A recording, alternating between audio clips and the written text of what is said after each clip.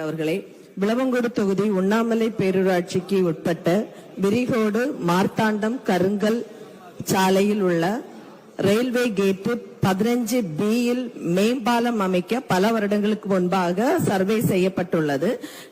கழிந்த 10 வருடங்களாக மக்கள் கடும் எதிர்ப்புகளையும் போராட்டங்களையும் நடத்தி வருகிறார்கள். எனவே மக்களுடைய கருத்தை கேட்டு ரீசர்வே செய்து மக்கள் விருப்பப்பட்ட பாதையில் அமைக்க அரசு முன்வருமா என்பதை மாண்புமிகு பேரவைத் தலைவர் வாயிலாக கேட்டுக்கொள்கிறேன்.